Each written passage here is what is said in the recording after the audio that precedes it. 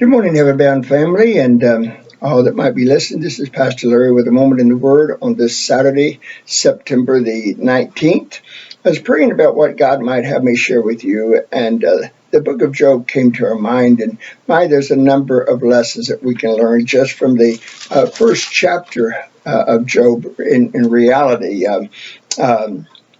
Verse 1 introduces us to us, tells us he was an upright man, that he was perfect in all his ways. Verse 2 tells us that how wealthy he was, or that he eschewed evil, and so forth. Verse 2 tells us that there were seven sons and three daughters born unto him. In verses 3 down through verse 3 and 4 gives us his substance. Verse 5 talks about his the kind of father that he was. It said, and it was so when the days of their feasting were gone about that Job sent and sanctified them and rose up early in the morning and offered burnt offerings according to the manner of them. All for Job said, it may be that my sons have sinned and cursed God in their hearts, and did Job continually. In other words, what a loving father, what a spiritual father here, to every time that one of his kids it appears maybe had a birthday or whatever, and the other nine came together with him and celebrated and feasted and so forth. Job was afraid that they might have done something in the birthday party or whatever it was. Anyway, he would go and offer up a sacrifice, and he would sanctify them before God.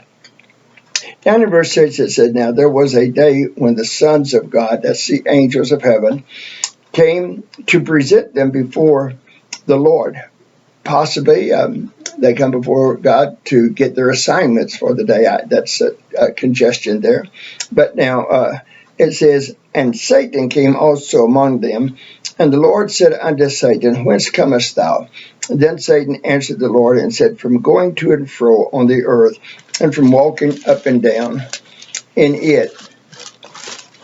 And it appears that perhaps a part of the story is left out here. For when we look at the very next verse, verse 8 there, we can make the assumption that Satan has made accusation to God against one of God's children. It is believed that Job lived around the time of Abraham. He might have came to make accusation against Abraham. If you turn to Revelations, the 12th chapter, the 10th verse, in the last part of the tribulation period, the angel, the third angel there, will say that now is Satan cast down, or now is the accuser of our brethren cast down. You see, throughout the ages, Satan has been an accuser of God's children, and perhaps it might have been Abraham when he kind of stumbled at faith and he went down to Egypt down there. We don't know that, but what we can make the assumption based upon verse 8 there, that Satan had made an accusation against one of God's children. Now, notice what God says.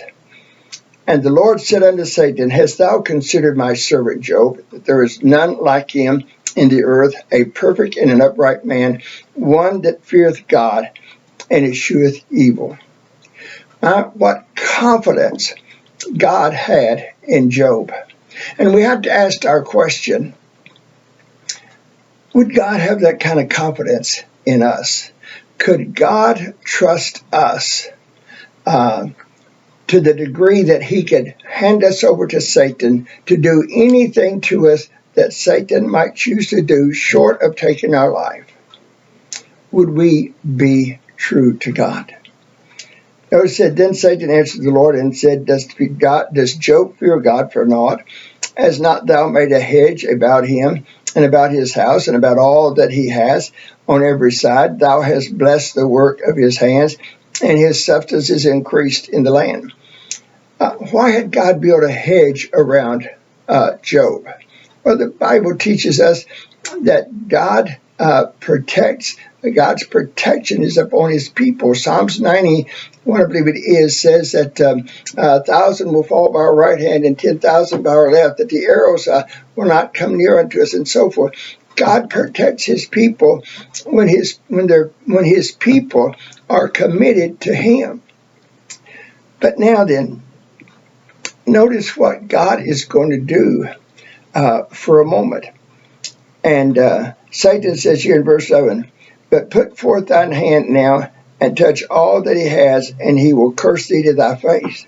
And the Lord said unto Satan, behold, all that he has is in thy power, only upon himself put not forth thine hand. So Satan went forth from the presence of the Lord.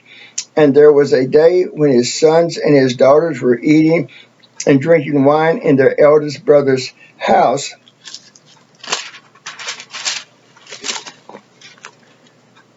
And there came a messenger to Job and said, the oxen were plowing and the asses feeding beside them, and the Sebans fled upon them and took them away. Yea, they have slain the servants with the edge of the sword, and only I am escaped alone to tell them.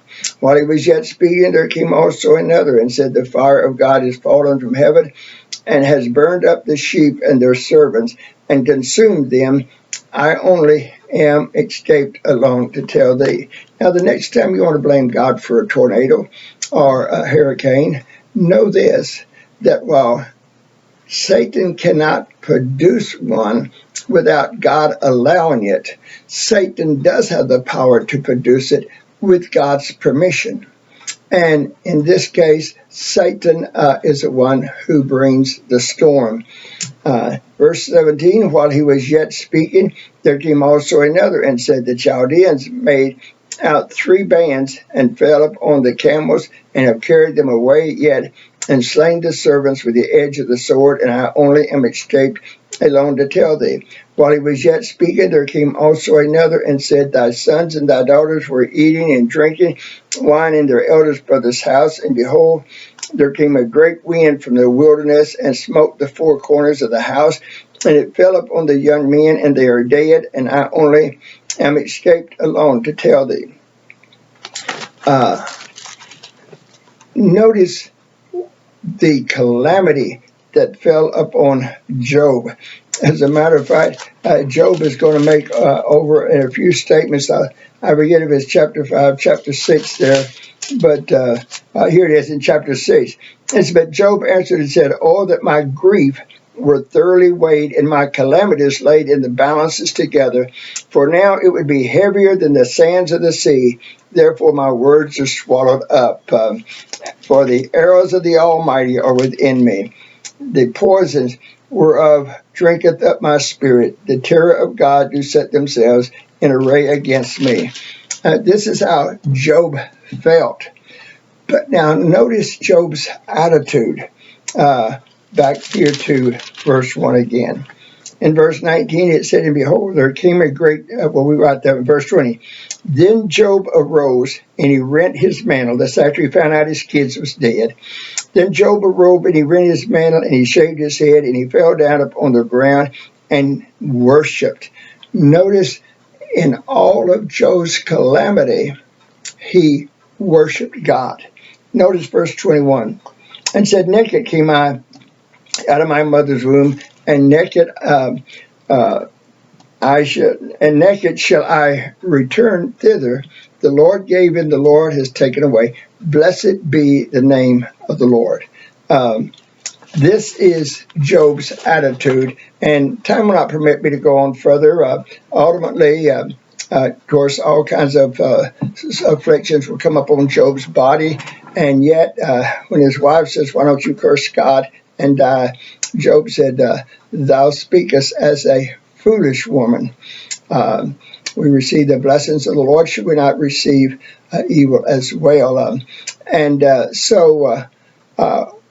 What I want to share with you tonight is about Job, just real quickly. My friend, what an honor God bestows upon Job. God has foreknowledge. God can see what Job's response will be. And knowing Job, God is going to trust Job and allow Satan to do all kind of calamity against him to prove that he will be faithful to God. You say, well, Well, what kind of God is this that would allow such calamity to come up on somebody just to prove? Well, understand that Job and all of us are created for the purpose of bringing glory to God. When we do that, no matter what calamity might come up on us, if you read the last chapter of Job, you found that God restored everything that God took away from Job, plus elevated him to that of high priest over his three friends there. So the question is, number one, could God trust you and I with such honor? Would God dare say to Satan, hast thou considered thy servant, and call me by name, or call you by name? It should be so.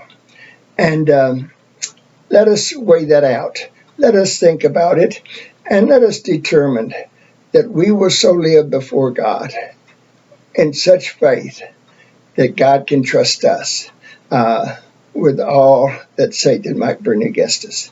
This is Pastor Larry with a moment in the Word. You be blessed. Go forth, bless others. Be in God's house tomorrow. And hey, it'll please God, and God will bless you for it. Have a wonderful day.